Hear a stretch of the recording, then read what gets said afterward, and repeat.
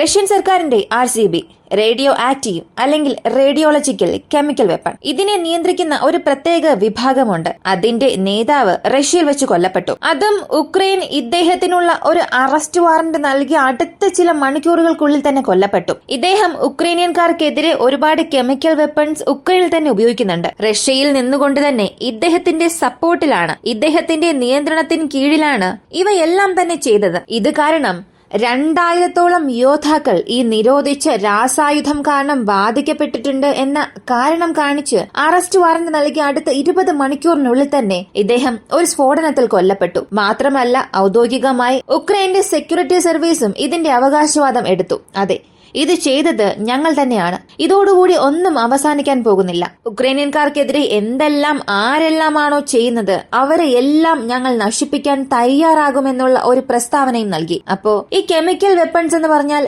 എന്താണ്? റഷ്യയ്ക്കുള്ളിൽ കടന്ന ഇത്രയും ഉയർന്ന സ്ഥാനത്തുള്ള ഒരു വ്യക്തിയെ നേരിട്ട് ഉക്രൈൻ കൊന്നിട്ടുണ്ടെങ്കിൽ ഇതാണ് 2024 അല്ലെങ്കിൽ കഴിഞ്ഞ 5 വർഷത്തിനുള്ളിൽ നടന്നതിൽ ഏറ്റവും വലിയൊരു സംഭവമായി കണക്കാക്കുന്നത്. ഇവയെല്ലാം ഈ വീഡിയോയിലൂടെ വിശദമായി അറിയാം.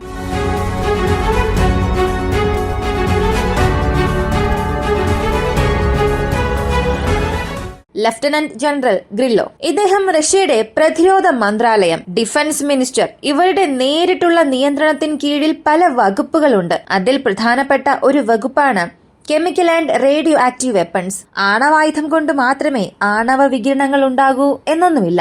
സാധാരണ ഒരു റേഡിയോ ആക്റ്റീവ് എലമെന്റ്സ് ക്ലിനിക്കിൽ നിന്നും എടുക്കുന്ന ഒരു ചെറിയ വസ്തു കൊണ്ട് പോലും ഒരു പ്രത്യേക പ്രദേശത്ത് റേഡിയോ ആക്റ്റീവ് ആണവ വികിരണം സൃഷ്ടിക്കാൻ സാധിക്കും. അങ്ങനെയുള്ളപ്പോൾ റഷ്യക്കെതിരെയോ റഷ്യക്കാർക്ക് എതിരെയോ ആരെങ്കിലും ഇങ്ങനെയുള്ള പ്രവർത്തികൾ ചെയ്യാൻ, അതിനെ തടയാൻ ശത്രുക്കൾക്ക് നേരെ റഷ്യ അവരുടെ കെമിക്കൽ ആൻഡ് ബയോളജിക്കൽ അറ്റാക്ക് ചെയ്യാൻ നിർമ്മിച്ചതാണ് radiological chemical and bio weapons management. ഇത് നേരിട്ട് റഷ്യയുടെ പ്രതിരോധ വകുപ്പിന് കീഴിലാണുള്ളത്. ഇവർക്ക് പ്രത്യേക റെജിമെന്റ്സ് ഉണ്ട്. ഇവർ എത്രത്തോളം എലൈറ്റ് ആയ യൂണിറ്റ് ആണെന്ന് ചോദിച്ചാൽ ഒരു സ്പെഷ്യലൈസ്ഡ് സോൺ, അതായത് ഇതിനകം അവിടെ കെമിക്കൽ വെപ്പൺസ് കാരണം ഒരു ആക്രമണം നടന്നിട്ടുണ്ട്, സുരക്ഷിതമല്ലാത്ത ഒരു പ്രദേശം അറിയിക്കപ്പെട്ട സ്ഥലത്തേക്ക് കടന്ന് അതും സ്പെഷ്യലൈസ്ഡ് എക്യുപ്മെന്റ്സോടുകൂടി കടക്കുകയും അവിടെയുള്ള ജനങ്ങളെ തിരികെ കൊണ്ടുവരാനും അവിടെ യുദ്ധം ചെയ്യാനുമായി രൂപീകരിച്ച ഒരു സ്പെഷ്യൽ യൂണിറ്റ് ആണ്. അതിന്റെ ചീഫാണ് ഇദ്ദേഹം. ഇദ്ദേഹത്തിന് നേരെ ഒരുപാട് കുറ്റാരോപണങ്ങൾ ഉണ്ടായിരുന്നു. ഇദ്ദേഹം എങ്ങനെ കൊല്ലപ്പെട്ടു എന്നുള്ളത് ആദ്യം നമുക്ക് മനസ്സിലാക്കാം.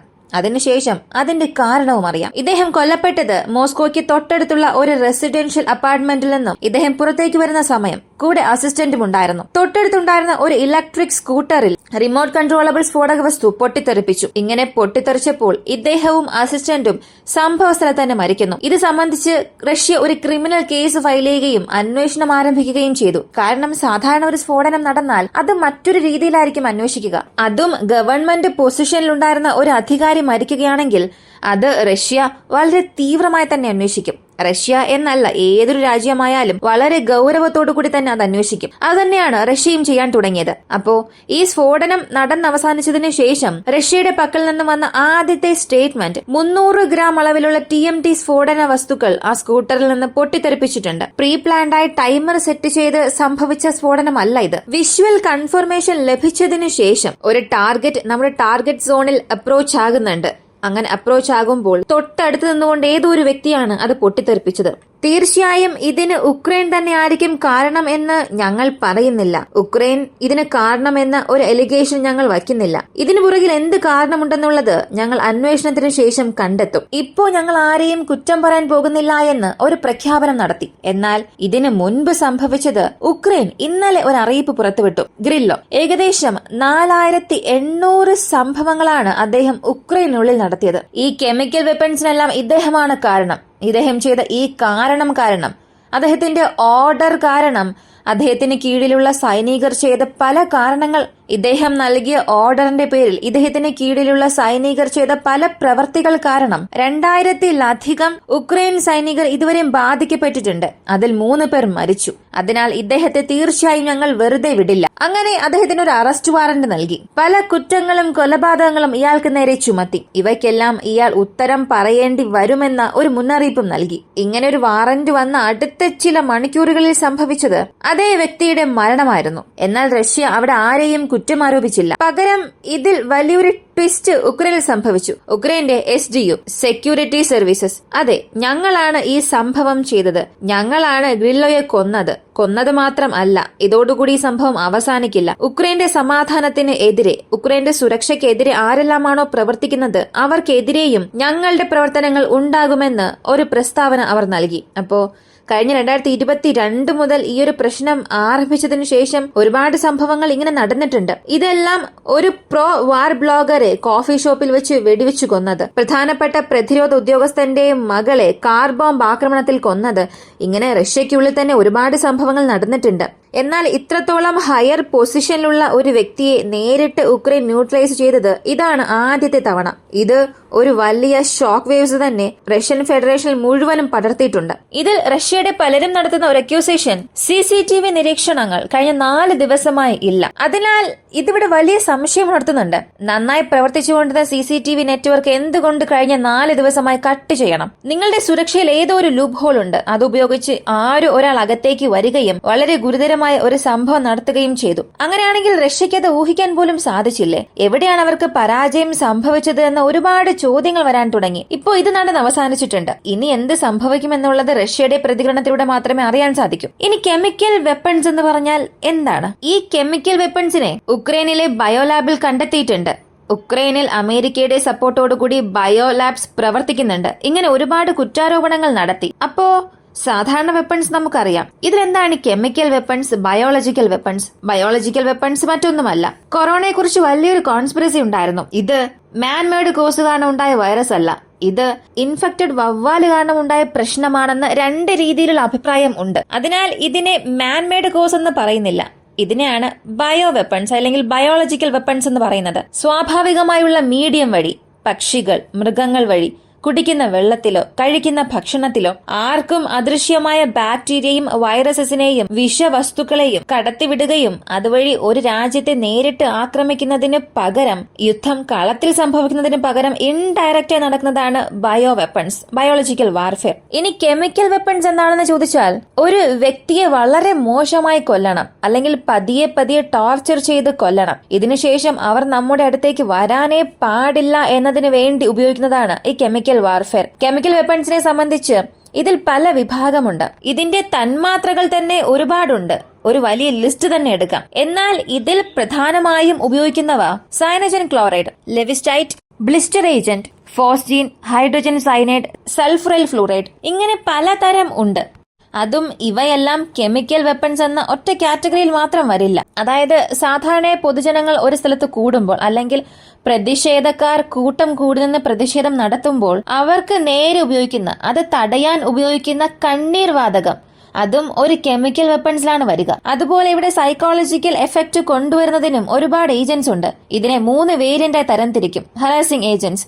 ഈ ഹറാസിംഗ് ഏജൻസിലാണ് ഈ ടിയർ ഗ്യാസ്, അല്ലെങ്കിൽ സാധാരണ ഒരു പ്രദേശത്ത് ആരും വരരുത് എന്നതിനു വേണ്ടി ടിയർ ഗ്യാസ് ഇടുകയും അവർക്ക് കണ്ണെരിച്ചൽ മാത്രമല്ല നാസിയ, വോമിറ്റിംഗ് ഇവയെല്ലാം കൊണ്ടുവരുന്നത് ഈ ഹറാസിംഗ് ഏജന്റ് ആണ്. ഇത് ഫിസിക്കലി ചില പ്രശ്നങ്ങൾ ഉണ്ടാക്കിയാലും ജീവൻ പോകുന്ന രീതിയിലുള്ള ഒരു പ്രശ്നം ഇവ സൃഷ്ടിക്കില്ല. എന്നാൽ അടുത്തുള്ളതാണ് കാഷ്വാലിറ്റീസ് ഉണ്ടാക്കുന്നത് ഇൻകപ്പാസിറ്റേറ്റിംഗ് ഏജന്റ്സ് എന്ന വസ്തുക്കൾ. ഇവ സാധാരണ ഇപ്പോൾ കെമിക്കൽ വെപ്പൺസിനെ സംബന്ധിച്ച് ഫ്ലൂറൈഡ് അധികം ഉപയോഗിക്കും, സൾഫർ അധികം ഉപയോഗിക്കും. അതുപോലെ ഈ മുസ്റ്റഡ് എന്ന് പറയുന്ന ഫോമിലും ഇവയെല്ലാം ഉപയോഗിക്കും.